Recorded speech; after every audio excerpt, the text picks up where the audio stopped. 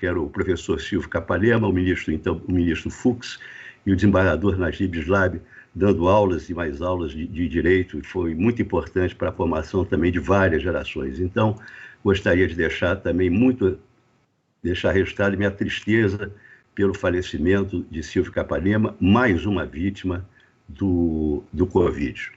Nós vamos falar, tem vários temas que a gente vai procurar desenvolver no decorrer do nosso encontro, mas nós estamos falando de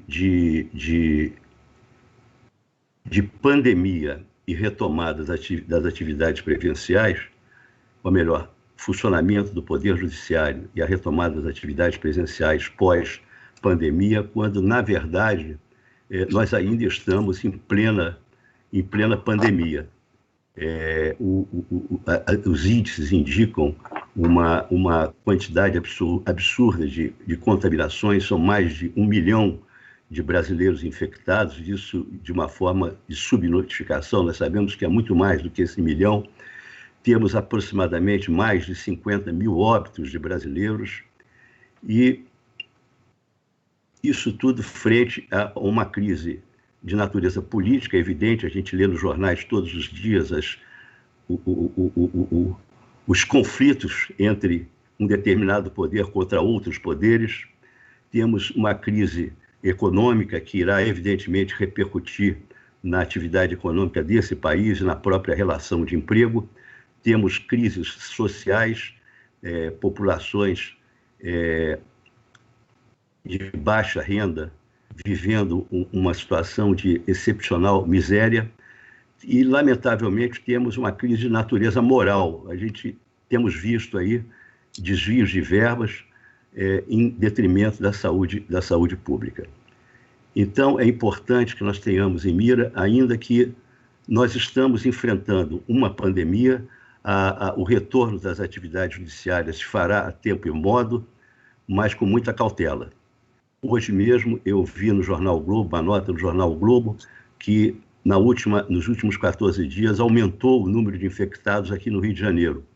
Nós vamos ali no mercado de Madureira, vamos no Saara, vemos a quantidade absurda de pessoas transitando, né? Como se nós estivéssemos numa vida normal. E isso me parece de uma certa responsabilidade da administração pública, que flexibilizou, sem poder flexibilizar, a política de isolamento social, que é comprovadamente a única que resolve o problema da transmissão desse coronavírus. Em relação ao Tribunal Regional do Trabalho do Rio de Janeiro, eu digo a vocês o seguinte: nós temos aproximadamente 25 mil pessoas que transitam diariamente nas diversas unidades do tribunal. Então, nós temos que ter uma responsabilidade muito grande para impedir a propagação da infecção frente a essas 25 mil pessoas. Seria um ato assim, de absoluta irresponsabilidade da administração permitir que a reabertura intempestiva das portas do tribunal, colocando em risco essas 25 mil pessoas. Em função desse fato, nós criamos uma comissão destinada a fazer um estudo pormenorizado das necessidades a serem atendidas para a retomada das atividades presenciais. Fizemos uma consulta junto à Fiocruz, estamos ouvindo o departamento médico do nosso tribunal, para que nós tenhamos segurança na reabertura das nossas portas. Mas todos podem ter a mais absoluta certeza de que essa reabertura será feita de uma forma progressiva e segura, possivelmente reduzindo o número de pessoas em trânsito nas dependências. Vamos possivelmente estabelecer um sistema de rodízio entre servidores e funcionamento das varas. Teremos o fornecimento de EPIs, medição de temperatura, desinfecção dos ambientes de trabalho, medidas que que gerarão a necessidade de processos licitatórios e gastos não previstos no orçamento. Mas antes e acima de tudo, nós temos que nos preocupar com a saúde de quem frequenta as dependências do tribunal. Eu posso dizer que a única certeza que eu posso dar a vocês é que a administração do tribunal não permitirá, em hipótese alguma, a transformação do nosso tribunal em um ambiente de contaminação e de óbito. levantou essas questões do trabalho para perguntar ao doutor José Martins o que ele acha disso.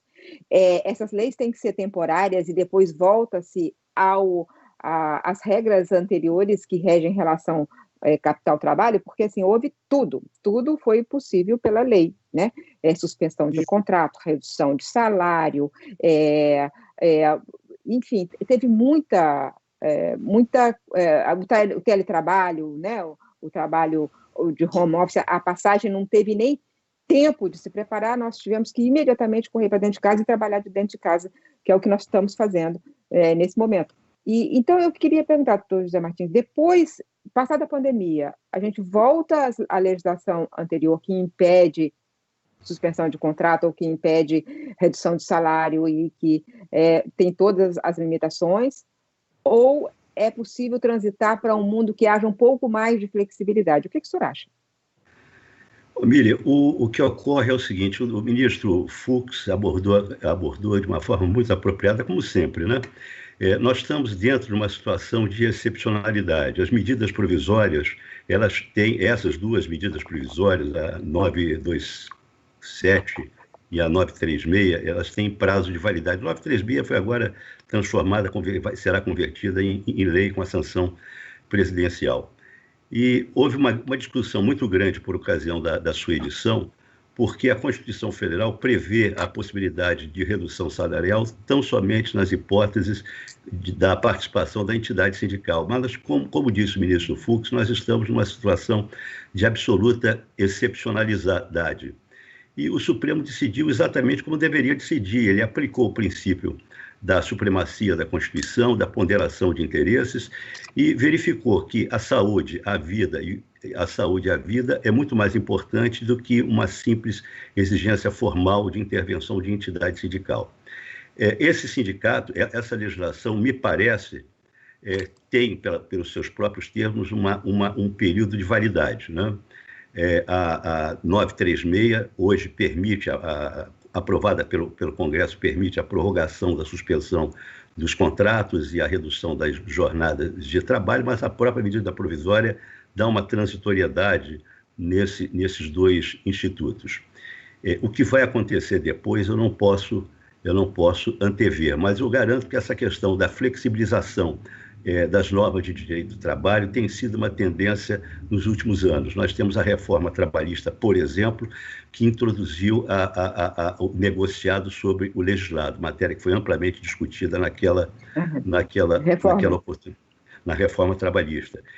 Nós temos aproximadamente 34 ações diretas de inconstitucionalidade que estão no Supremo Tribunal Federal discutindo essa reforma trabalhista. Então, isso pode reverberar no judiciário trabalhista de uma forma muito impactante, né? Porque nós não sabemos exatamente o que o Supremo...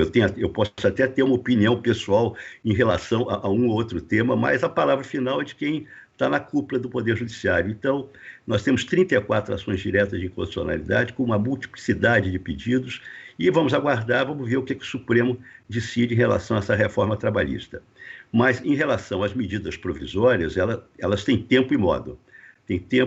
E ultrapassado esse período, me parece que se restabelece a situação anterior, a não ser que venha uma legislação superveniente que venha a alterar esse... Tem aquele empregado, mas ele tem que ser com salário menor, mas a lei não permite redução de salário, e acabou a vigência da lei que suspendeu esse princípio. E aí, o que fazer, doutor José Martins? Miriam, eu gostaria até de fazer uma pequena retificação, porque me mandaram um zap dizendo que eu falei que eu e o ministro Fux somos egressos da Faculdade Nacional de Direito. Se eu falei isso, está errado. É Faculdade de Direito da o ministro Fux ainda da UEG. Ainda da UEG no casarão do Catete. Da Guanabara. Eu comecei pelo Catete, fui terminar no campus do Maracanã. E lá voltei a encontrar o ministro Fux como professor. Mas, enfim, é muito, muito bom. Eu assisti o Fux falando, é uma aula. Então, se ele quiser falar mais, não tem problema nenhum. A gente presta aqui uma atenção danada, não tem problema não. Eu gostaria de dizer o seguinte, gostaria de fazer um mix do que foi abordado e, inclusive, tentar responder ao que você, Miriam, me perguntou. Gostaria de dizer que nós estamos falando sobre a retomada da atividade presencial no Poder Judiciário. Eu poderia esclarecer a vocês que aqui no Rio de Janeiro, nós vamos fazer a retomada apenas para os presenciais, porque durante esse período de crise, o Tribunal Regional do Trabalho do Rio de Janeiro vem funcionando regularmente. E por que vem funcionando regularmente? Porque o Tribunal do Rio de Janeiro foi o laboratório para a implantação do processo judicial eletrônico junto à Justiça do Trabalho. Então, hoje nós temos aproximadamente 97% dos processos como eletrônicos. Então, com a implantação dessas experiências que nós passamos a adotar, que vão se tornar permanentes, que são as sessões virtuais, que o Supremo já faz de longa data, as audiências e sessões telepresenciais e o trabalho de home office, e tratando-se as ações trabalhistas através de processos eletrônicos, nós estamos funcionando regularmente. O que nós vamos retomar com a reabertura do Poder Judiciário, da Justiça do Trabalho, vão ser apenas e tão somente os processos físicos, que representam alguma coisa em torno de 3% do movimento judiciário do Rio de Janeiro. O desembargador Cláudio Mello falou dos seus centros de conciliação, que é uma experiência que nós também temos aqui no Tribunal do Rio de Janeiro. Até porque, no direito processual do trabalho, o principal instituto que nós temos, o principal princípio que nós temos é o princípio da conciliação. Então, nós sempre prestigiamos, estamos prestigiando, principalmente na atual administração, o sistema de conciliação através dos nossos centros de estudos, através dos nossos centros de conciliação Sejusc, aqui no Rio de Janeiro, capitaneado pelo desembargador César Marques, nosso vice-presidente, o juiz Múcio Borges, nosso assessor. E fizemos, durante esse período, uma ampliação de salas de conciliação de 4 para 20. No ano de 2019, nós conseguimos amealhar, através de acordos, um total de 1 bilhão e 100 milhões de reais, distribuídos para aproximadamente 10 mil empregados, o que representa, de certa forma, a realização da justiça. E durante esse período de coronavírus, nesses 3 meses que nós estamos com a atividade suspensa, através de audiências virtuais, telepresenciais, nós conseguimos amealhar acordos na ordem de 70 milhões de reais. Então, o que eu queria dizer é que a Justiça do Trabalho aqui do Rio de Janeiro vem funcionando regularmente, através do home office, através das sessões virtuais, das telepresenciais, e com a reabertura nós vamos apenas ativar aqueles processos físicos que representam uma minoria do fluxo de processos na Justiça do Trabalho. Em relação, Amília, ao que você falou, ao que você me perguntou, nós temos que ter em mira o seguinte: essa pandemia foi uma tragédia para todos. Foi uma tragédia para empregados, foi uma tragédia para empregadores, foi uma tragédia para a sociedade como um todo. E isso necessariamente nos obriga a ter, no meu modo de ver, a necessidade de fazer uma revisão da interpretação das normas do direito do trabalho. A gente não pode imaginar, numa situação de excepcionalidade, o que ordinariamente nós interpretaríamos. Nós temos, antes da pandemia, cerca de 12 milhões de desempregados. Se meus dados estiverem errados, a Miriam tínhamos alguma coisa em torno de 12 milhões de desempregados. Com auxílio emergencial, descobriu-se a existência de 40 milhões de invisíveis. Quer dizer, um absurdo. E eu li que na semana passada saiu do jornal O Globo uma pesquisa, um trabalho feito pelo IBGE, já registrando a existência de 28 milhões e 500 mil desempregados.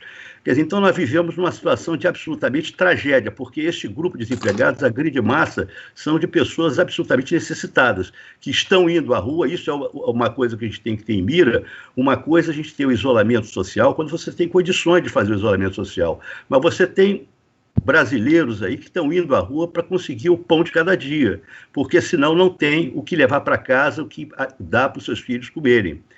Agora, por outro lado, nós temos uma situação muito complicada na área econômica dos empresários, notadamente dos micro, pequenos e médios empresários, que, na verdade, representam a grande massa de fornecedores de emprego, de produção na economia nacional e de fornecedores de empregos. Então, se a gente matar a galinha dos ovos de ouro, se a gente matar as empresas, nós vamos estar matando os empregados também.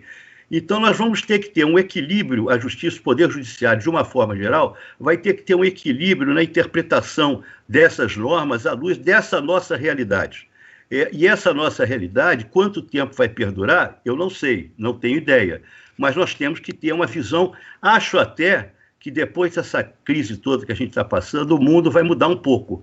E nós vamos ter que ver o direito de uma forma um pouco diferente. Os exemplos das medidas provisórias 927, 936 foram muito bem abordadas pelo ministro Fux. Nós vivemos através de um regime constitucional onde a garantia à vida e à saúde são princípios, são garantias universais e absolutamente absolutas. Então, entre uma formalidade, entre nós termos a exigência da participação de uma entidade sindical, que é muito importante, mas não pode ter esse poder de superar aquelas garantias aqueles princípios são muito mais importantes, e acho então que o Supremo, nesse aspecto, decidiu, como sempre, decidiu muito bem. Na verdade, Miriam, dentro desse regime de pandemia que a gente está enfrentando, nós vamos ter uma nova realidade pós-pandemia. Nós teremos um novo trabalho, uma nova modalidade de trabalho que se dará através do home office, através de videoconferências e através da automação do trabalho.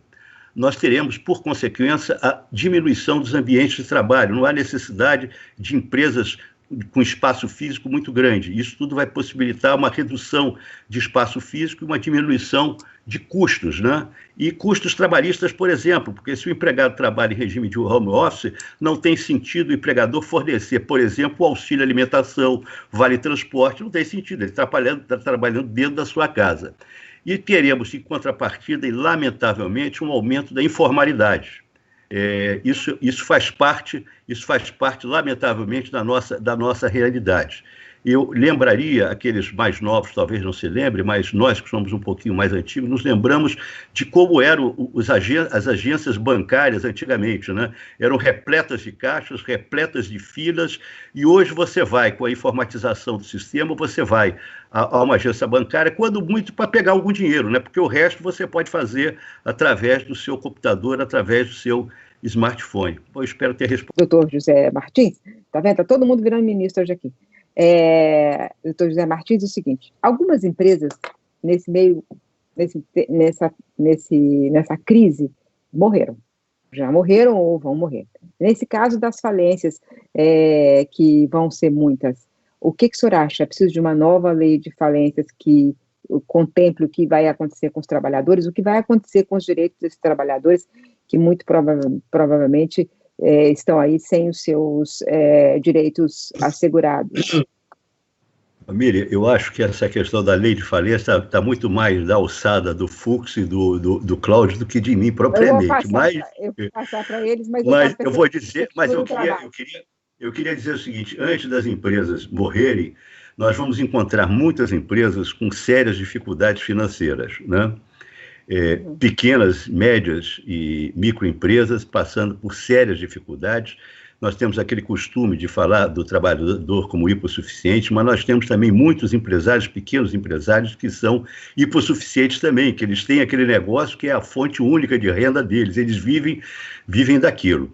E nós temos, se o desembargador Cláudio projeta um crescimento dos pedidos de recuperação judicial junto ao Tribunal de Justiça, nós estamos prevendo também um crescimento nos processos de centralização de execução no seio da Justiça do Trabalho. Nós temos esse instituto, esse núcleo na Justiça do Trabalho, que é como se nós centralizássemos todos os processos de execução e fizéssemos um parcelamento no pagamento. Isso tem ajudado e muito aquelas empresas que passam por dificuldade. E eu acredito que esse processo de centralização no Rio de Janeiro é disciplinado provimento conjunto 2 de 2019, ele vem sendo de grande utilidade para as empresas que passam por essas dificuldades. E acredito que no sistema pós-pandemia nós vamos ter um incremento muito grande nesse sistema de centralização. Eu acho, só para não perder o foco da questão, que já falaram do incremento, do crescimento de ações perante o judiciário estadual, nós temos aquelas ações que são ações comuns da Justiça do Trabalho, né?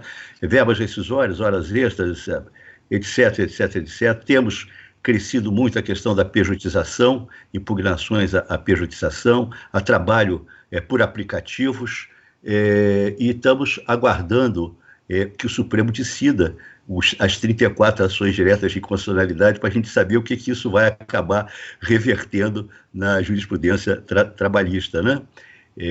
Agora, eu gostaria de dizer que com essa questão do coronavírus, nós temos duas questões que têm se apresentado no mercado de trabalho. Primeiro, determinadas empresas, aqui no Rio de Janeiro, uma grande empresa de churrascaria acabou por fazer isso, depois retrocedeu, porque houve uma ação civil pública ajuizada pelo Ministério Público do Trabalho, e ela teve que retroceder na sua conduta, que é simplesmente dispensar seus empregados. Nesse caso, do exemplo que eu estou dando, foram 690 empregados, sem pagar um centavo, alegando a existência de facto príncipes, né? A teoria do facto príncipes.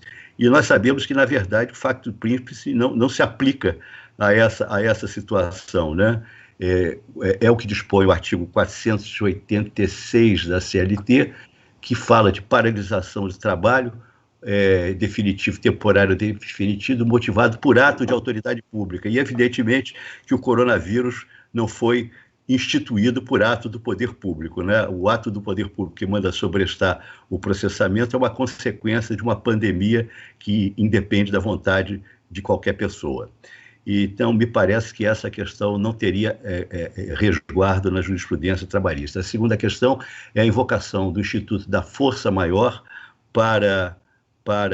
prevista na medida provisória 927, e que trataria da hipótese, e algumas empresas vêm sustentando a possibilidade de se reduzir as parcelas indenizatórias ou a reduzir a multa do fundo de garantia. Esse argumento é um argumento que me parece que não tem pertinência em relação à extinção a redução à metade das parcelas rescisórias. Teria por fundamento o artigo 502, inciso 2º da CLT, que apenas admite essa redução nas hipóteses de extinção do estabelecimento, o que não vem usualmente acontecendo. E em relação à redução da multa rescisória de 20%, invoca-se o artigo 18 do parágrafo 2º da CLT, que dependeria da chancela do Poder Judiciário para que essa redução ocorra na hipótese de força maior ou de culpa recíproca. Bom, enfim, eu acho que essas seriam as considerações assim, que eu estaria apto a apresentar no momento.